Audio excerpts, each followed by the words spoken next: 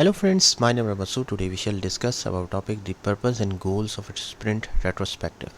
Friend, today's topic is very interesting, especially if you have interest in project management, Scrum framework and software development. So let's start. First of all, we have to understand that what is sprint retrospective. Friend, sprint retrospective is basically a ceremony, or you can say a meeting in the Scrum framework. Scrum is a basically framework which we used for agile project management, which is based on the concept of iterative approach, in which we divide the work of a project into multiple chunks, and with each chunk we complete the work and deliver it to the customer.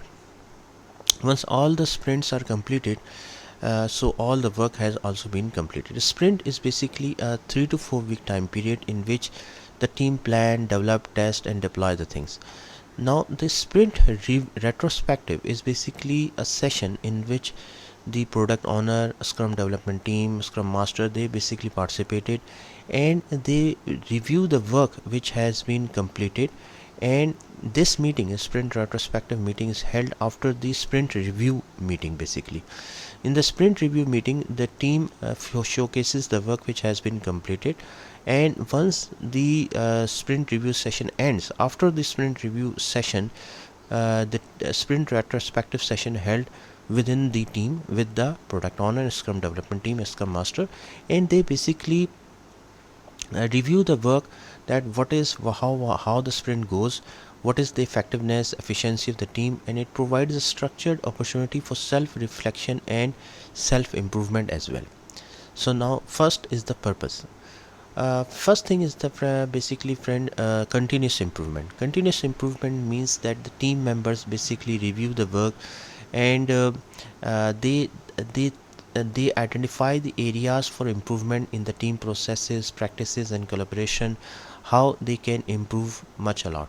This is a very important and positive aspect here, that basically team review itself, that what are the areas for improvement. Okay, so uh, once one session of a sprint is completed, so after the sprint review meeting, sprint review session, team review what are the areas for improvement and how we can improve ourselves as well.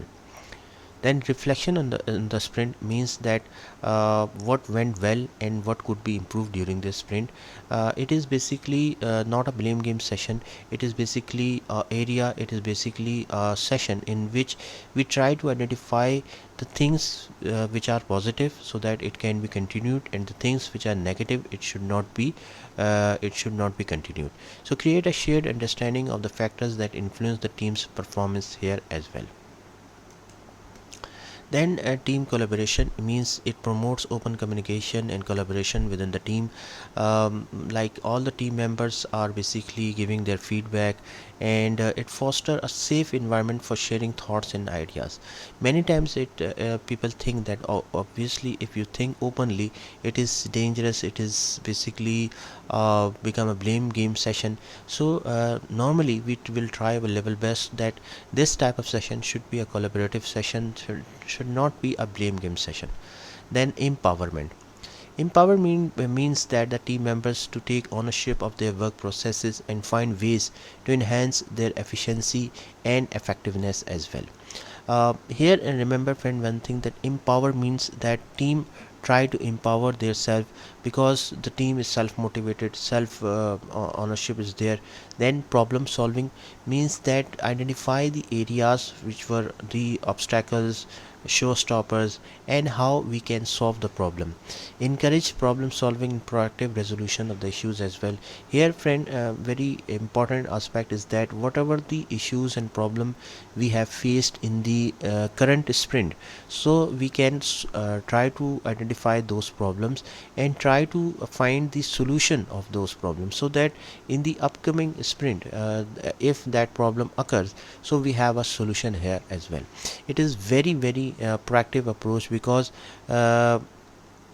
if we have already faced some issues, so we have some solution, so that we can have a solution for the upcoming sprint. Then feedback loop means establish a feedback loop that inform the team's self-improvement areas, ensure that the team learns from both success and challenges as well. Here, and remember that whatever the feedback you received after the sprint review session, sprint retrospective session, it should have to be take it as a positive and try to improve the things as well. Then goals.